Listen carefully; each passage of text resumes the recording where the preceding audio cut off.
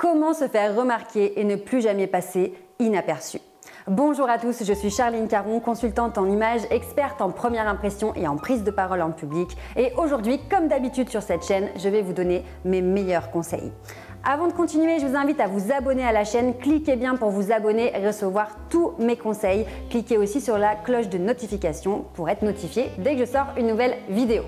Alors aujourd'hui, on va parler de comment se faire remarquer. Alors non pas se faire remarquer de manière exagérée, mais voilà, arrêtez de passer inaperçu, d'être fondu dans le décor, qu'on ne vous demande jamais votre avis et que vous ressentiez cette frustration de ne pas arriver à faire votre place.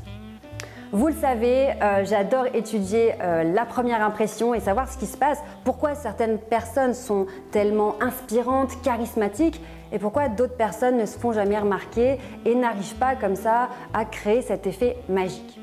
Il faut savoir que pour avoir une certaine présence, une certaine aura, pour impacter les gens qui nous entourent, ça va dépendre de plusieurs paramètres. Ces paramètres, en fait, ce n'est pas la peine de les isoler puisqu'ils ne marcheront pas s'ils ne font pas partie de ce tout. Alors, de quels paramètres s'agit-il? Le style vestimentaire, évidemment, votre façon de vous habiller, vos choix, ça va donner une certaine impression aux personnes que vous rencontrez. Il y a aussi, évidemment, très important, votre langage non verbal, votre posture, votre attitude, votre gestuelle, toute votre façon de vous bouger, de vous asseoir. Tout ce langage non verbal va illustrer votre état d'esprit et la façon dont vous vous considérez. On va en reparler dans la suite, mais c'est extrêmement puissant. Et évidemment, le troisième point dont je parle extrêmement souvent, c'est votre état d'esprit, ce qu'on appelle le mindset et tout ce qu'on va développer grâce au développement personnel. Donc vous voyez là que avoir une présence, se faire remarquer, devenir inspirant, ça va dépendre de plein de paramètres, mais si vous commencez à étudier et à maîtriser ces trois piliers, style vestimentaire, langage non verbal et votre mindset, là vous allez devenir un bulldozer, vous serez inarrêtable. Alors, ce qui est très important de comprendre quand on commence à travailler sur son image, c'est que votre état d'esprit va avoir un impact sur tous vos choix conscients et vos choix inconscients. Si dans votre tête, vous n'avez pas confiance en vous, donc la confiance c'est suis-je capable de réussir ou pas, si vous avez peu d'estime de vous-même, l'estime c'est quelle valeur je me donne, est-ce que je vaux quelque chose ou est-ce que je vaux rien, si vraiment vous n'arrivez pas à vous donner de l'importance, eh bien ça va impacter sur vos choix vestimentaires. Vous n'allez pas oser aller vers un style vestimentaire qui vous plaît parce que vous allez penser, alors c'est un niveau inconscient, mais vous allez vous dire que finalement vous êtes qui vous pour vous habiller comme ça?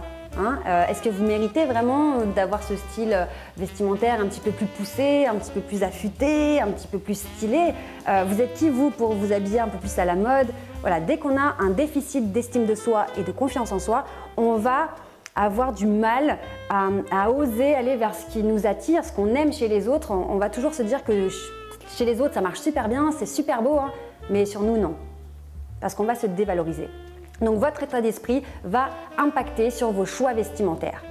De même que votre état d'esprit va impacter sur votre posture et votre gestuelle. Et là, ça va se jouer sur un autre plan au niveau de vos interlocuteurs, c'est que vos interlocuteurs vont traduire votre posture et votre gestuelle sur un plan instinctif, vraiment sur un plan inconscient, et ils vont tout de suite vous cerner. Il faut savoir que votre non-verbal, en fait, il traduit tout de suite votre état d'esprit. Mais ça, c'est pas une fatalité, pas du tout. En fait, vous pouvez commencer à maîtriser votre posture, faire attention à avoir une posture ouverte, ancrée, à maîtriser votre gestuelle et ce sont des paramètres qui vont devenir de plus en plus naturels, automatiques et dans quelques temps, vous n'aurez plus du tout à y penser. Donc voilà, cette vidéo, je voulais la faire parce que je sais à quel point quand on a peu confiance en soi, on se sent frustré. En même temps, on a peur d'être dans la lumière parce que ça fait peur, tous ces regards sur nous, ça fait peur de devoir assurer, parler en public, donner son avis, argumenter, débattre parfois, tout ça, ça fait peur. Mais je pense sincèrement que le sentiment d'être invisible, de ne pas compter, de servir à rien, je pense que c'est encore pire et c'est destructeur en fait. Donc finalement, si vous êtes aujourd'hui dans cette situation où vous avez l'impression que votre avis ne compte pas ou qu'on ne vous écoute pas, qu'on ne vous remarque même pas, dites-vous que c'est totalement possible d'évoluer et de commencer à prendre votre place. Non pas de devenir arrogant ou voilà, de vous la raconter et d'en faire des tonnes. C'est pas du tout l'idée, mais simplement de se dire sur quoi je peux travailler pour petit à petit me sentir à l'aise et éliminer tous ces doutes qui sont des obstacles et des freins à votre bien-être. Voilà, j'espère vraiment que ces premiers conseils vont vous aider à passer à l'action, vont vous aider à avancer dans votre évolution. Vous voyez, il y a énormément de choses à expliquer et c'est ce qui me passionne d'ailleurs. Donc pensez bien à vous abonner à la chaîne parce que je vous donne tous mes conseils parce que ça me tient tellement à cœur que vous puissiez vous améliorer et vous sentir mieux dans votre quotidien. Donc voilà, mettez-moi un petit pouce, un petit like si vous avez aimé cette vidéo et on se retrouve très prochainement pour de nouveaux conseils. Ciao!